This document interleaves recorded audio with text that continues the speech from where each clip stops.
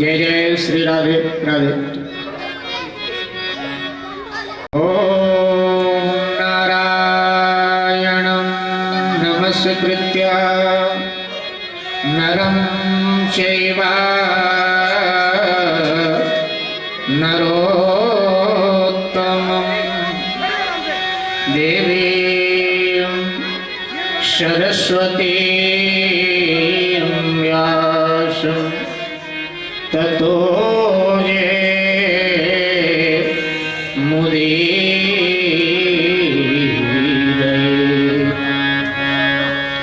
कृष्णं नारायणं वन्दे कृष्णं वन्दे व्रजप्रिया कृष्णं द्वैपायनं वन्दे कृष्णं वन्दे प्रथासुतं व्यासाय विष्णुरूपाय व्यासरूपाय वैष्णवे नमो वै ब्रह्मनिधये वासिष्ठाय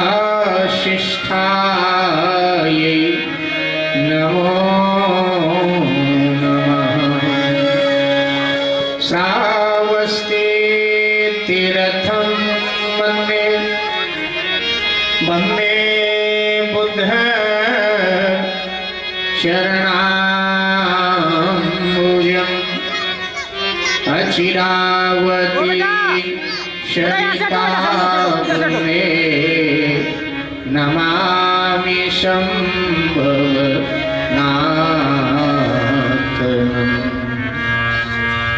यं प्रवयन्तमनु पेतमपेतकृत्यं द्वैपायनो विरह कातरया जुहव पुत्रेति तनवेतया तरौ यभिनेदुयिस्तं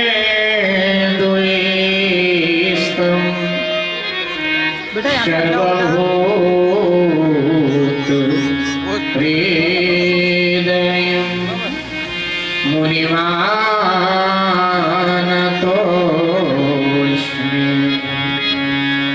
मनोजवं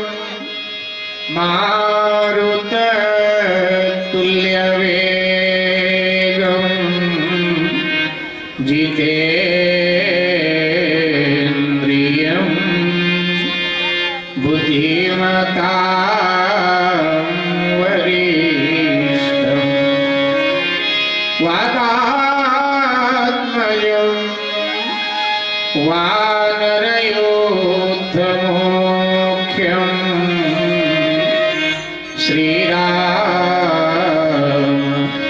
श्रीरामदूतं शरणं प्रपद्ये। श्रीसीतानाथ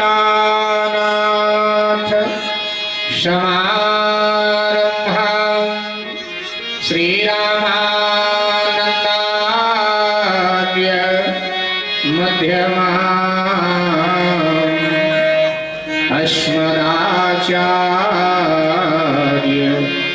पर्यन्तां वन्दे श्री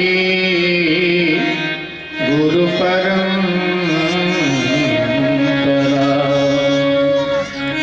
कृष्णाय वासुदेवाय हरये परमात्मने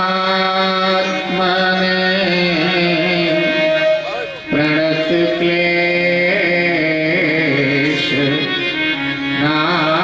नाशाय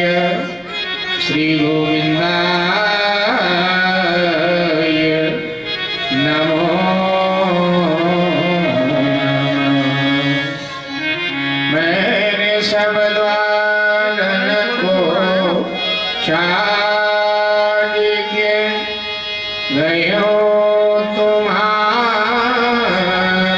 द्वार श्री वृषभानु की लाडली मेरी ओर निहार। मेरी भवगाधारो राधा नागरी सोई यातन जे न्यायी पड़े श्याम हरित दूतियो। मोर मुकुट कटिकाशने कर मुरली उर्माम या बानक मोमन सदा बसो बिहारी लाल।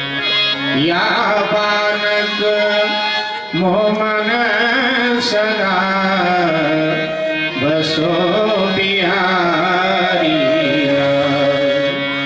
जय जय श्री राधारमण जय जय नवल किशोर जय गोपी चित चोर प्रभु जय जय माखन चोर।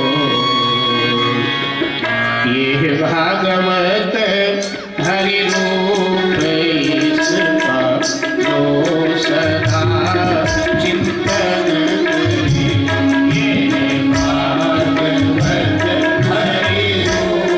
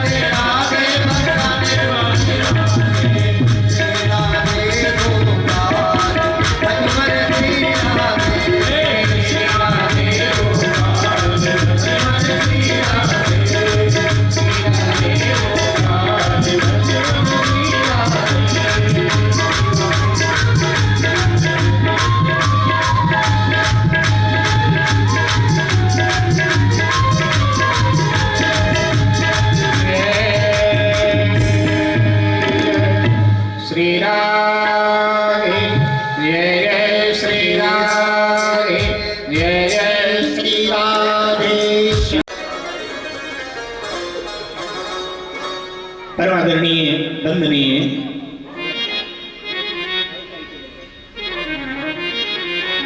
परमादरणीय वंदनीय अर्चनीय पूजनीय श्री हनुमान जी महाराज, पूज्य सदगुरुदेव भगवान, सभी कथा रस रसिक महानुभाव, परमात्मा चरणानुरागियों, भक्तिमती माताओं, बहनों तथा भाई, आज बड़ा पावन दिव्य अवसर है। हम सब भगवान श्री हरि की पावन छत्र छाया में भागवत कथा श्रवणार्थ यहाँ एकत्र हैं। उसके निमित्त बने हैं हमारे श्री अनिल गुप्ता जी और उनका परिवार। ये हर्ष और आनंद का विषय है। हमारे आपके सौभाग्य का ये क्षण है।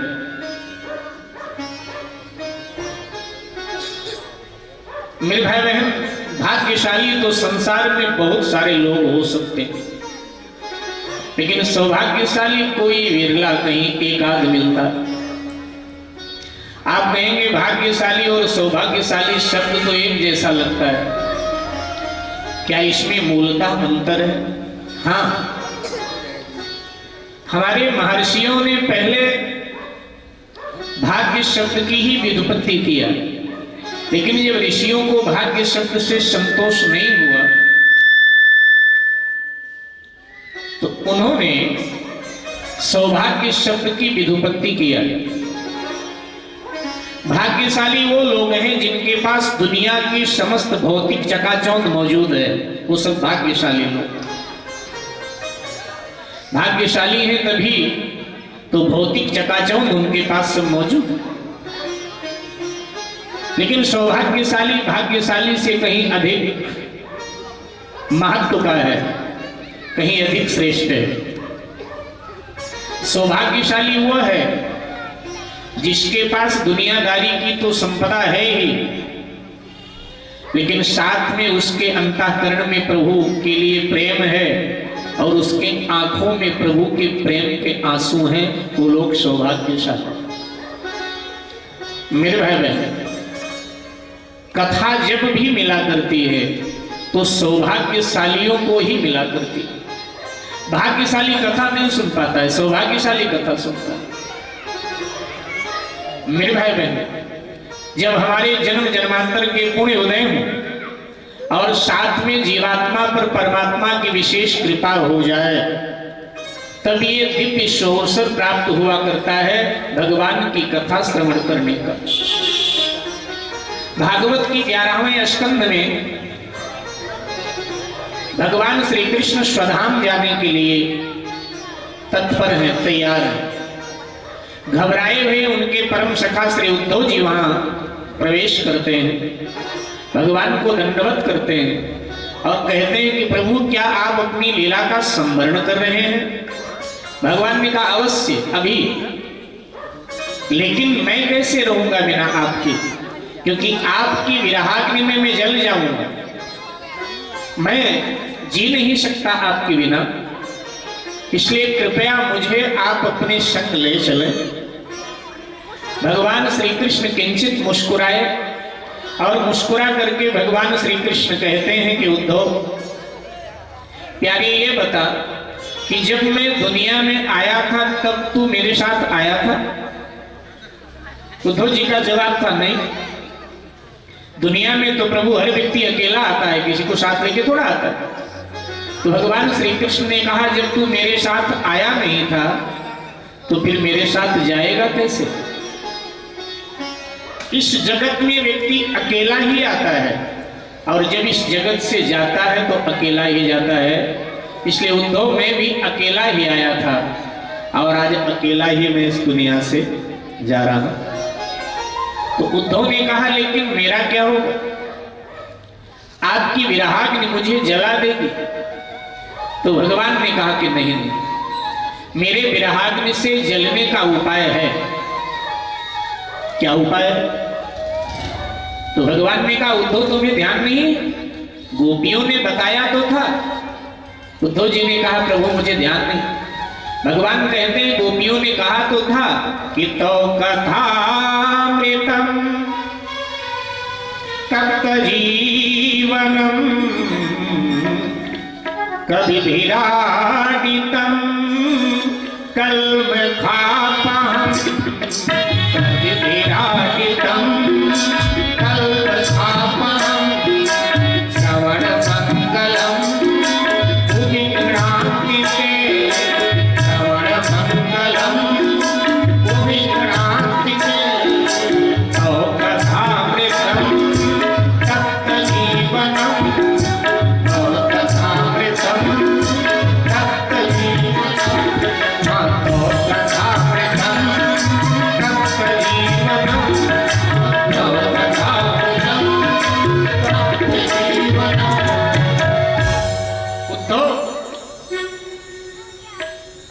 जब संसार की विषयाग्नि और मेरी विरहाग्नि तुम्हें जलाने लगे, तब मेरे कथा का श्रीमद् भागवत का आश्रय लेना। भगवान ने कहा कि कलयुग में श्रीमद् भागवत को मेरा ही स्वरूप मानना, मेरा ही स्वरूप जानना। मेरी चरण पादुका लो और जा करके बद्रीनाथ में भजन करो। तुम्हारे विश्राम, तुम्हारे मन को परम विश्राम मिलेगा, परम शांति मिलेगी। भगवान स्वधाम जाने के लिए तैयार और उद्धव जी बद्रिका आश्रम जाने के लिए तैयार हुए।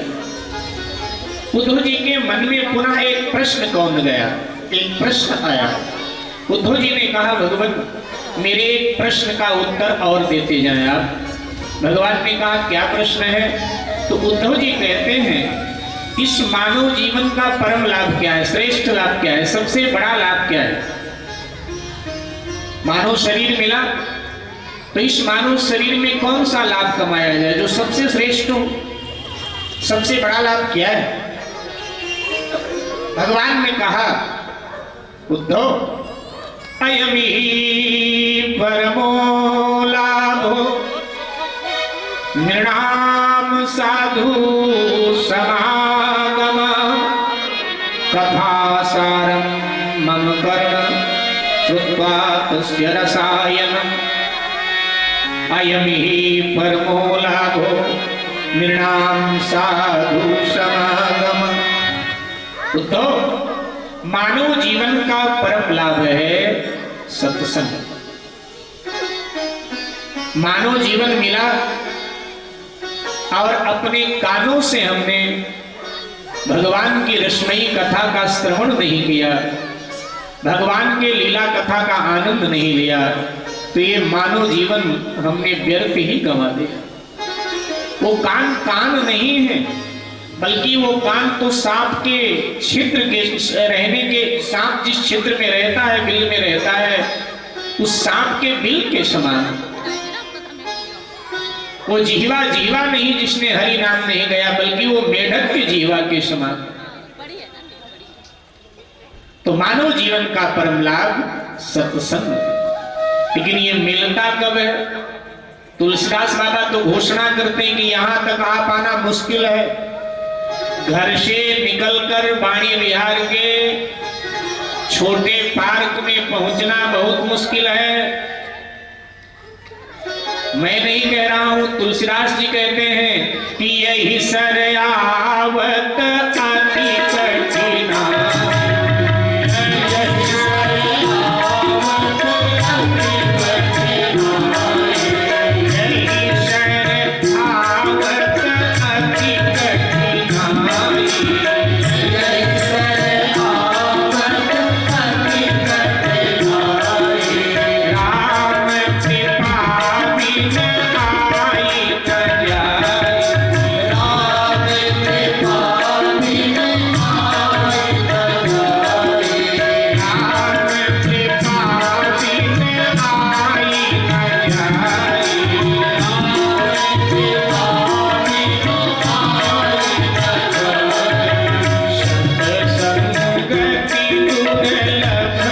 संसारा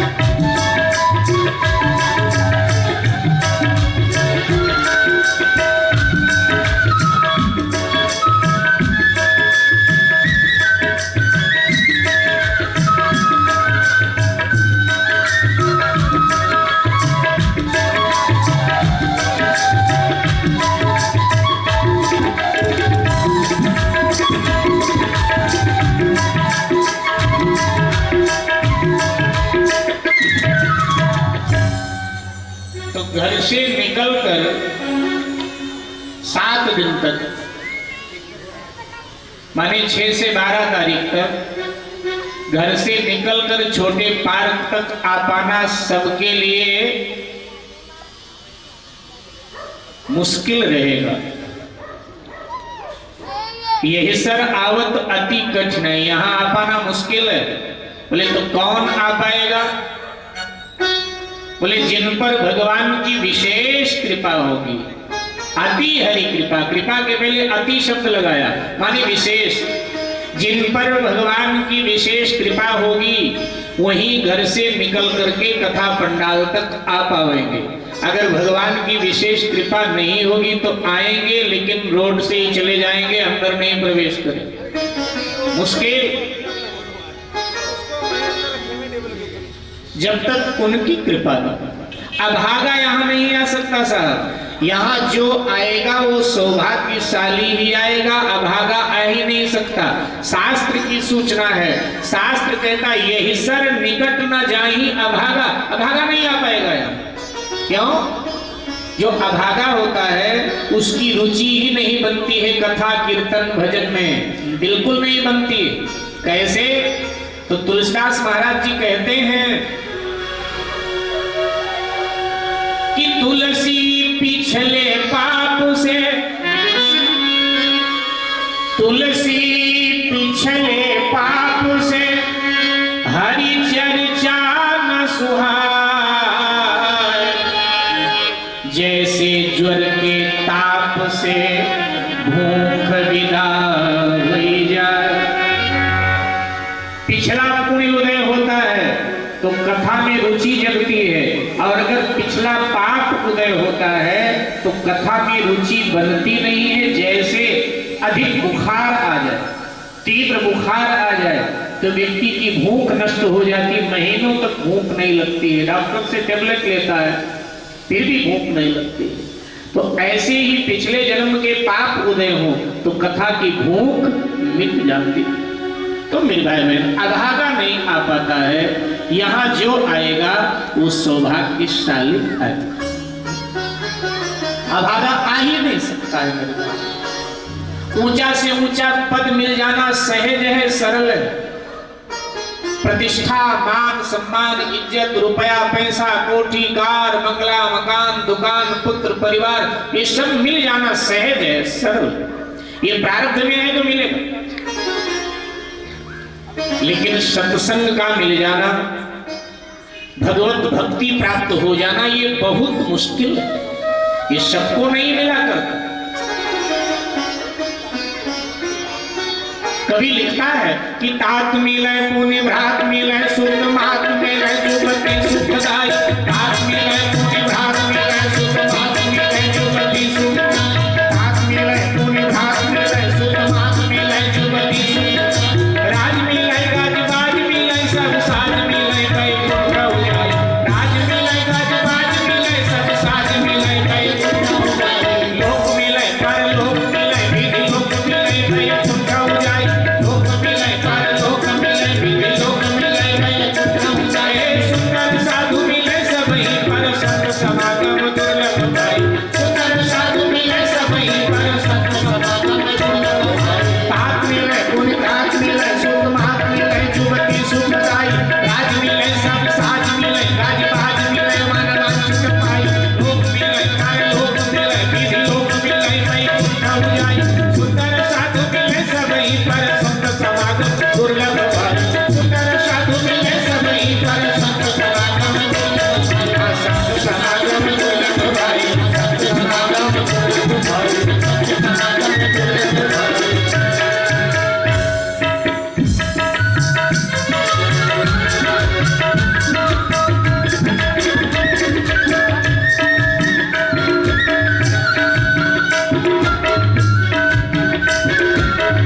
सुंदर साधु मिले सबई पर संत समागम दुर्लभ भाई। अगर दुर्लभ है तो सत्संग ही दुर्लभ है। मेरे भाई बहन, आप सबने भारत का इतिहास पढ़ा होगा, जरूर पढ़ा होगा। और जिन्होंने नहीं पढ़ा होगा उन्होंने सुना तो जरूर होगा। एक अति विपन्न परिवार में, एक अति गरीब परिवार में जन्मा बालक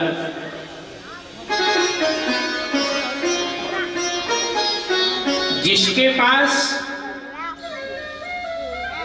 मिट्टी का तेल लाने के लिए भी पैसा नहीं होता था घर में, वो जब स्कूल से लौटता था, विद्यालय से घर की ओर लौटता था शाम को, तब लकड़ियां सूखी इकट्ठा करता आता था और वही सूखी लकड़ियां रात को जलाकर अपने क्लास की पुस्तकें पढ़ा करता था। बरसात के दिनों में विद्यालय जाना होता था, गांव और विद्यालय के बीच में नदी बहती थी, गंगा बहती थी। अब उस समय 2 पैसा मल्लाह को दे दिया जाए तो मल्लाह उसको पार लगा देता था, लेकिन गरीब बालक के पास 2 पैसा होता नहीं था मल्लाह को देने के लिए। तब वो अपने बस्ते को पीठ पे बांध लेता था और जान को खतरे में डाल करके गंगा नदी तैर करके विद्यालय जाया करता था। इतना गरीब बालक, और एक दिन हमारे देश का प्रधानमंत्री बन जाता है, स्वर्गीय श्री लाल बहादुर शास्त्री। कहने का अभिप्राय केवल इतना है मेरे भाई बहन, एक दलित वर्ग में बच्चा बालक जिसके परछाई पड़ने से लोग नहाते थे, वो अमेरिका का राष्ट्रपति बन जाता है, अब्राहम लिंकन। कहने का अभिप्राय केवल मेरा इतना है मेरे भाई बहन कि संसार की पद प्रतिष्ठा मिलना सहज है, सरल है, लेकिन भगवत भक्ति मिलना ये बहुत कठिन है। सत्संग मिलना ये बहुत कठिन है। ये उन्हीं को मिलता है जिन पर भगवान की विशेष कृपा हुआ।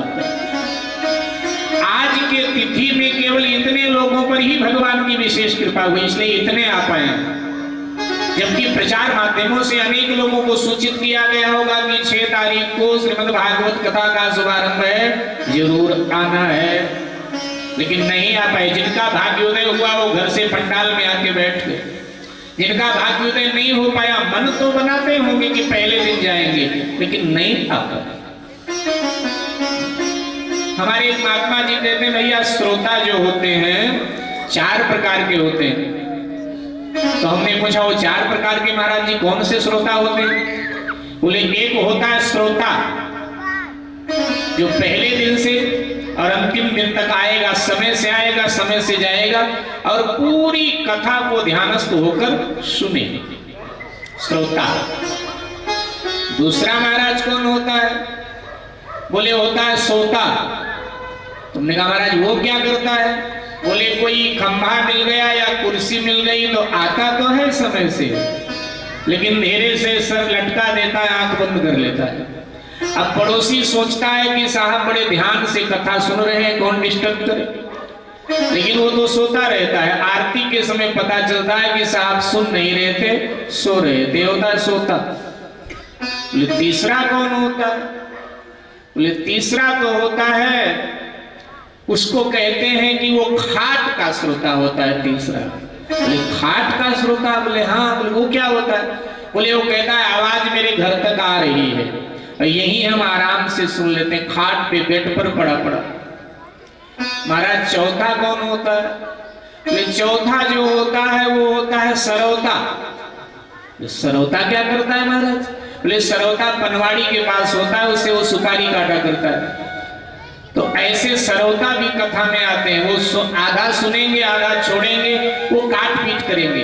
ये व्यवस्था ठीक नहीं थी, ऐसे होना चाहिए, फला महाराज तो ये कथा ऐसे सुनाते थे, महाराज ऐसे सुना रहे, बस काट पीट करेंगे। व्यवस्थापकों की काट पीट करेगा और कथावाचक की काट पीट करेगा। तो ऐसे सरौता होते, लेकिन कथा को जागृत अवस्था में श्रोता बन करके सुनना चाहिए। जब कथा पांडाल में घुसे, 2 चीजें छोड़ कर आओगे तो कथा समझ में आएगी, भगवान की लीला समझ में आएगी, भगवान समझ में आएगा। अगर 2 चीजें आपने छोड़ा नहीं तो कथा समझ में नहीं आएगी, कितनी भागवत आप सुन लें। 2 चीजें छोड़ना पड़ेगी। क्या? जैसे किसी मंदिर में आप जाते हैं तो घर से तो आप जूता चप्पल पहन कर जाते हैं, लेकिन जैसे मंदिर के द्वार पर आप पधारते हैं तो जूता चप्पल अपना बाहर छोड़ करके फिर अंदर घुसते हैं, क्योंकि शास्त्र का नियम है, शास्त्र कहता है मंदिर में जूता चप्पल पहनकर नहीं प्रवेश करना चाहिए।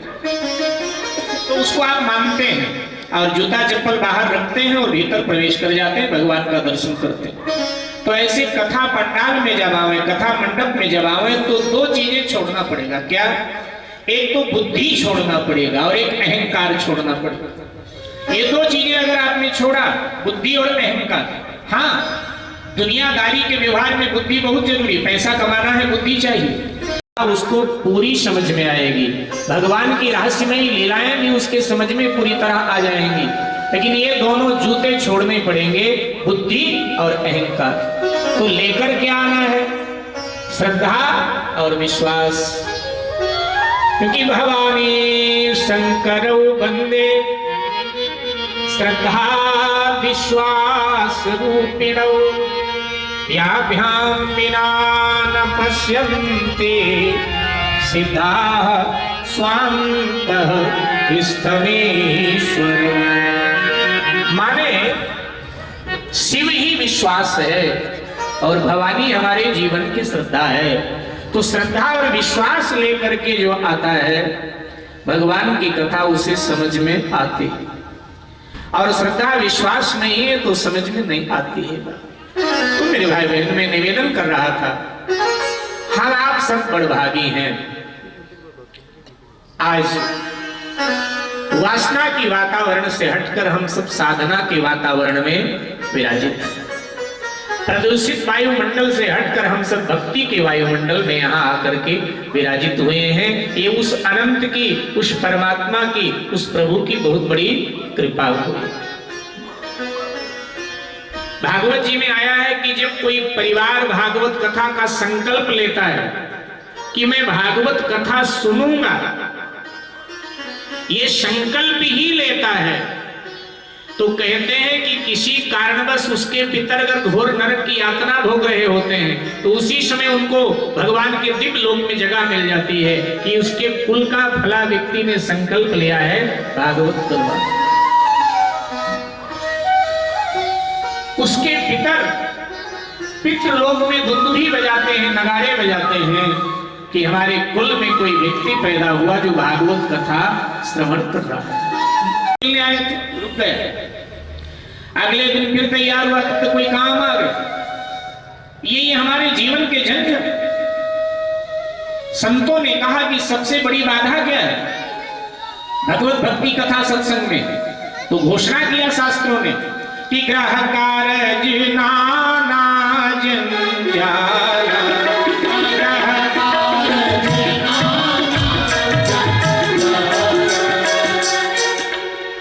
एक बार इनको भी गा लेने दें, थोड़ा आदत बना देंगे तो 7 दिन गाएंगे ना। बड़ी प्रसिद्ध भक्ति है रामायण की, आप सभी गाएं। ग्रह कारज नाना जंजाला। आवाज नहीं आई क्या बात? ग्रह कारज नाना जंजाल, ये हुई ना बात। देखो, जो करने में हमको शर्म आनी चाहिए उसमें हम शर्म करते नहीं, और जिसमें हमको शर्माना नहीं चाहिए उसमें हम बहुत शर्म करते हैं।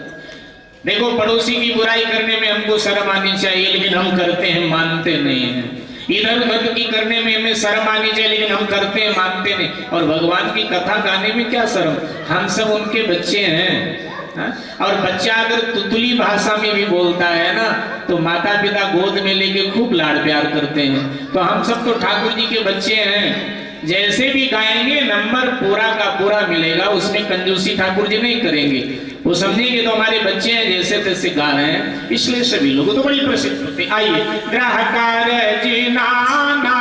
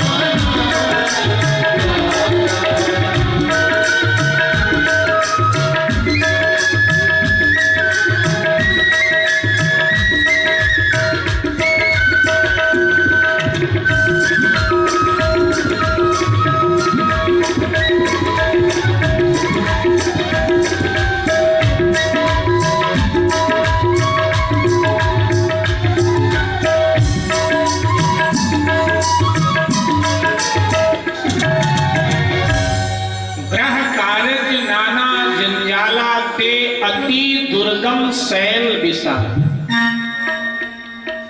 माने हमारे जीवन के जो काम धंधे हैं यही हमारे मार्ग में बाधा बनकर खड़े हो जाते हैं और भगवत भक्ति से हमको जुदा कर देते हैं, अलग कर देते हैं। ये हमारे गृहस्थ जीवन के काम धंधे हैं कैसे, ये झंझट है कैसे? तो कहा पहाड़ियों की नहीं है, दुर्गम पहाड़ियों की नहीं। अगर कभी आपने बद्रीनाथ की यात्रा की होगी तो इसका अर्थ जल्दी आप समझ जाएंगे। बद्रीनाथ की यात्रा पर आप जाते हैं तो आपको पहाड़ियां चढ़नी पड़ती हैं। तो पहली बार हम गए हो तो पता तो होता नहीं, तो हमको लगता है शायद ये पहाड़ी हम पार कर जाएं तो भगवान बद्रीनाथ का द्वार आ जाएगा, लेकिन ऐसा होता नहीं है। हम एक पहाड़ी पार करते हैं तो दूसरी खड़ी है, दूसरी पार किया तीसरी खड़ी है। होता क्या है कि पहाड़ियों को पार करते करते हमको भगवान बद्रीनाथ का द्वार तो मिल जाता है, उनका दर्शन हमें हो जाता है, लेकिन पहाड़ियां अभी और आगे भी हैं। जिधर आप दृष्टि दौड़ाते हो पहाड़ियां ही पहाड़ियां। मेरे भाई बहन, ऐसे हमारे जीवन के काम धंधे हैं। हम यही सोचा करते हैं ये काम निपटा ले, इसके बाद में तो भक्ति भजन ही करना है, और करना क्या है। लेकिन एक काम निपटता है तो दूसरा आकर खड़ा हो जाता है, दूसरा निपटता है तो तीसरा आकर खड़ा हो जाता है। और होता क्या है, बुरा लगे तो क्षमा करना, एक दिन हम स्वयं निपट कर शमशान पर पहुंच जाते हैं, हमारी धू धू करके चिता जल जाती है, हम निपट जाते हैं, लेकिन हमारा काम फिर भी बना है। कभी भी ठीक कहा, संसार के मजे जो हरगिज वो कम न होंगे, चर्चे यही रहेंगे लेकिन अफसोस हम न होंगे। चर्चे यही रहेंगे लेकिन अफसोस हम न हो। काम धंधे तो हमारे बाद में भी बने रहेंगे, लेकिन अगर कोई नहीं रहेगा तो हम नहीं होंगे। मेरे भाई बहन, जिन पर भगवत कृपा होती है वही आ पाते हैं यहाँ। तो हम पर, आप पर भगवान की अहेतुकी कृपा हुई, जिसके फलस्वरूप हम सब श्रीमद् भागवत कथा पांडाल में उपस्थित। श्रीमद् भागवत के माध्यम से भगवान की दिव्य लीला का आश्रय लेने के लिए वेदव्यास जी महाराज ने 17 पुराणों की और महाभारत की रचना कर डाली, लेकिन फिर भी कृष्ण द्वैपायन वेदव्यास को विश्राम नहीं मिला। आज वो बड़े चिंतित हैं, उदास हैं। अचानक देवर्षि नारद जी महाराज का पदार्पण हुआ। वेदव्यास जी ने उनको वंदन किया। वेदव्यास जी महाराज को उदास देखा तो देवर्षि नारद जी ने कहा, आप उदास क्यों? आप तो विवेकवान पुरुष हैं और फिर इतने उदास। कृष्ण द्वैपायन वेदव्यास कहते हैं, नारद जी मैंने 17 पुराणों की रचना किया, महाभारत की रचना किया, फिर भी मेरे अंतःकरण को शांति नहीं मिली, विश्राम नहीं मिला, मेरा चित्त बेचैन रहता है, मैं क्या करूं? देवर्षि नारद जी कहते हैं, कृष्ण द्वैपायन व्यास,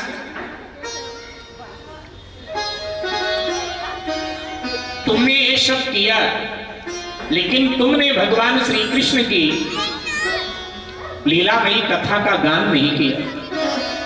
जब तक भगवान श्री कृष्ण की रसमयी लीला कथा का गान नहीं करोगे, तब तक तुम्हारे चित्त को विश्राम नहीं मिलेगा। मेरे भाई बहन, व्यास जी उत्तर देते हैं, व्यास जी उत्तर देते हैं, देवर्षि मैंने महाभारत में भगवान श्री कृष्ण के चरित्र का वर्णन किया तो है। देवर्षि नारद ने कहा किया है, लेकिन महाभारत में तुमने भगवान श्री कृष्ण के ऐतिहासिक चरित्र का वर्णन किया है। महाभारत एक इतिहास है, ध्यान देंगे मेरे भाई बहन, महाभारत एक इतिहास है। तो आपने एक ऐतिहासिक महापुरुष के रूप में भगवान श्री कृष्ण का चित्रण महाभारत में किया। इतिहास आपको लंबी चौड़ी जानकारी तो दे सकता है, लेकिन इतिहास पढ़ करके कभी मन को विश्राम नहीं मिल सकता। मन को विश्राम देना है तो भगवान की कथा पढ़नी पड़ेगी, भगवान की कथा सुननी पड़ेगी। तो कहा कि इसलिए तुम भगवान की लीला कथाओं का वर्णन करें। और तब वेद व्यास जी महाराज ने श्रीमद् भागवत शास्त्र की रचना की। एक बात और बताते चलते हैं, यद्यपि आप सब भागवत सुनते रहते मालूम नहीं होगा, ये व्यास कोई नाम नहीं है साहब।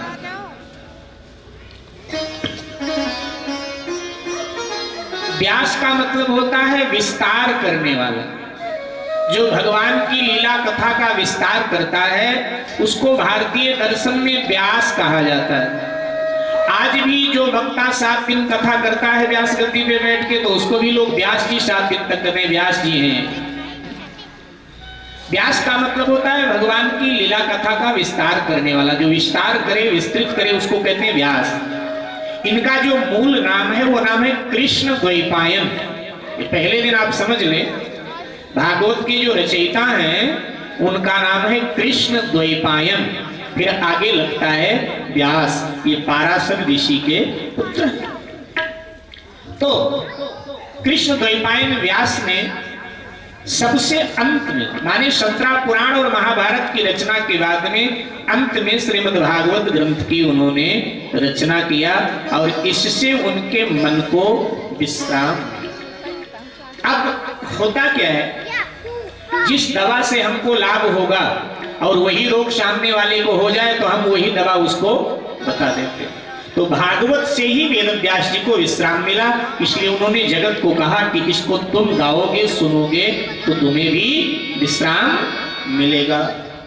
तुलसी को राम कथा ने विश्राम दिया, इसलिए तुलसी ने लिखा ना अंत में, पायो परम विश्राम राम समान प्रभु नाई को।